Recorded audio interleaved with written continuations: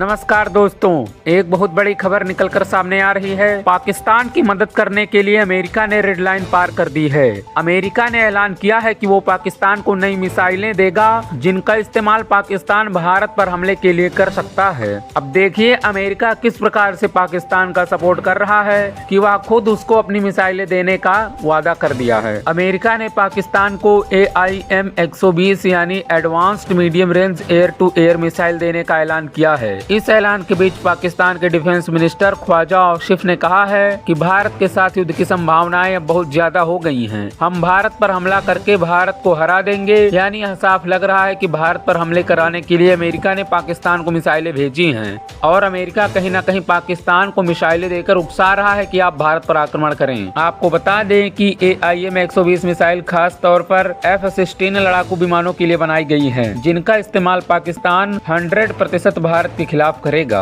लेकिन आपको बता दें कि जब भारत ने F-16 लड़ाकू विमानों को ही नहीं छोड़ा तो इसमें लगने वाली मिसाइलें भारत का क्या बिगाड़ लेंगी। अमेरिका के पाकिस्तान को मिसाइल देने वाले ऐलान के बीच भारत ने भी रूस के साथ मिलकर बहुत बड़ा खेल कर दिया। इधर अमेरिका ने पाकिस्तान को मिसाइल देने का वादा किया तो उधर रूस ने भी, जो भारत का करीबी दोस्त रहा है, उसने भी बहुत बड़ा खेल कर दिया। पीएम मोदी ने रूस के राष्ट्रपति व्लादिमीर पुतिन से फोन पर बात की है। पीएम मोदी ने फोन तो पुतिन को जन्मदिन की बधाई देने के लिए किया था, लेकिन इस बातचीत में केक पाकिस्तान और अमेरिका का काटा गया। दरअसल खबर है कि पाकिस्तान जल्द ही कोई ना कोई हरकत कर सकता है और इस बार तो भारत चाहता भी है कि पाकिस्तान कोई गलती करे। इस बार ऑपरेशन सिंदूर 2.0 के तहत पाकिस्तान को पूरी तरह से बर्बाद करने का प्लान तैयार कर लिया गया है और इस प्लान में रूस भारत का पूर्ण रूप से साथ दे रहा है। भारत ने रूस की मदद से अटैक और डिफेंस दोनों को ही बहुत ज्यादा मजबूत कर लिया है। अब तो विदेशी मीडिया भी इसके बारे में लिख रही है। रूसी और स्वदेशी हथियारों के जरिए भारत ने अपने बॉर्डर पर सुरक्षा चक्र का ऐसा घेरा बना लिया है जिसे अमेरिका के F-16 विमान और उसमें लगी AIM-120 मिसाइलें पार ही नहीं कर पाएंगी। आपको बता दें कि व्लादिमीर पुतिन दिसंबर में भारत आ रहे हैं, लेकिन उससे पहले ही भारत ने रूस से 5 और अतिरिक्त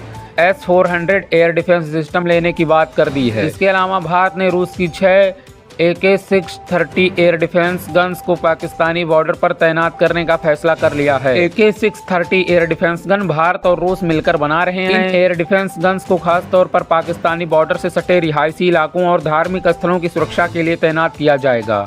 AK-630 एक 30 mm multi barrel mobile gun system है जो 1 मिनट में 3000 राउंड फायर कर सकता है। आसमान में लोहे की एक ऐसी दीवार तैयार कर देता है जिसे पार करना ड्रोन्स, रॉकेट्स और UVS के बस की बात नहीं होती है। भारत ने अपने आकाश तीर एयर डिफेंस सिस्टम को भी पूरी तरह से इंटीग्रेट कर दिया है। आकाश तीर एयर डिफेंस सिस्टम का काम यह पता लगाना है कि पाकिस्तान की तरफ से किस तरह का हवाई हमला हुआ है और उस हमले को नष्ट करने के लिए भारत को अपने कौन से एयर डिफेंस सिस्टम का इस्तेमाल करना है। मान लीजिए कि पाकिस्तान ने सिर्फ 6000 का ड्रोन भारत की तरफ भेज दिया। ऐसे में आकाश तीर का काम है कि इस 2 कौड़ी के पाकिस्तानी ड्रोन को नष्ट करने के लिए भारत को अपना आकाश एयर डिफेंस सिस्टम और S-400 इस्तेमाल करने की जरूरत नहीं है। यह काम AK-630 एयर डिफेंस गन कर सकती है।